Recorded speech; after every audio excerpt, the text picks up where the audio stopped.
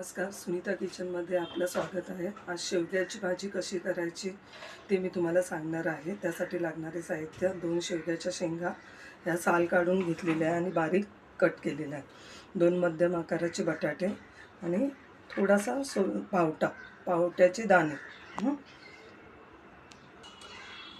वाटण्यासाठी लागणारे साहित्य थोडे किसलेले खोबरे, कोथिंबीर, 5-6 लसणाच्या पाकळ्या, कढीपत्ता। आपण कढई तापायला ठेवूया। त्याच्यात खोबरं भाजून घेऊया। खोबरं थोडं लालसर रंगाचं होईपर्यंत भाजायचं आहे आपल्याला।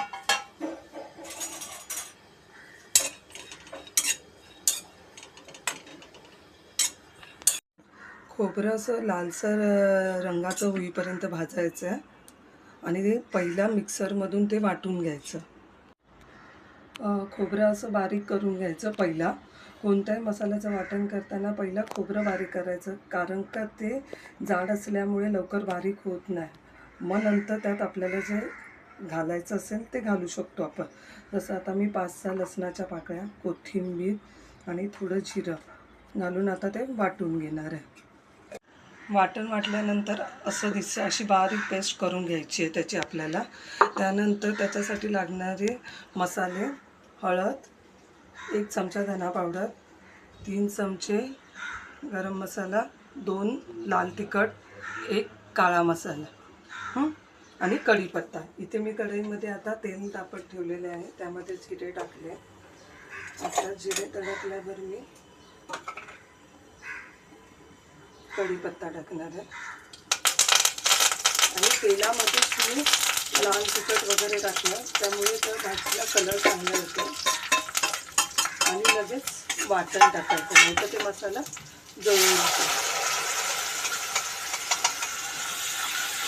आता हा मसाला, यामध्ये तुम्हाला चवीनुसार मीठ टाकायचं आहे आणि तेल सुटेपर्यंत 2 ते 3 सेकंद चांगलं मिक्स करत राहायचं।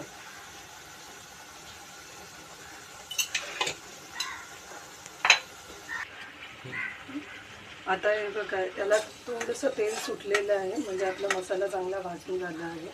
त्यामध्ये आता मी या धुवून ठेवलेल्या शेंगा, बटाटे आणि दाणे हे सगळं त्यामध्ये मी टाकणार आणि ते चांगलं परतून घेणार।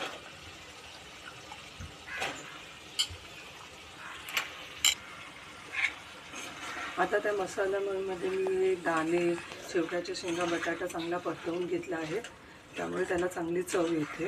आता आपल्याला हवं तसं पाणी आपण, म्हणजे आपल्याला घट्ट हवं आहे की पातळ हवं आहे, तसं त्यामध्ये आपण पाणी घालायचं आणि 20 ते 25 मिनिटे ही भाजी चांगली उकळून द्यायची। शक्यता ही भाजी थोडीशी पातळच ठेवायची, घट्ट करायची नाही, त्यामुळे त्याचं शेंगांची चव वगैरे मस्त लागते, त्या रशाला त्याची चव येते म्हणून। आणि थोडासा 1 चमचा शेंगदाण्याचा कूट घालायचा त्यामध्ये, त्यामुळे अजून छान लागते ते आणि घट्टपणा थोडासा येतो भाजीला। 20 ते 25 मिनटं उकळवून द्या, त्याच्यावर झाकण ठेवा, त्यामुळे त्याची चव खूप छान लागेल। आणि कोणतीही भाजी करताना झाकण ठेवूनच शिजवा, ती लवकर होते आणि तिची चव फार छान लागते।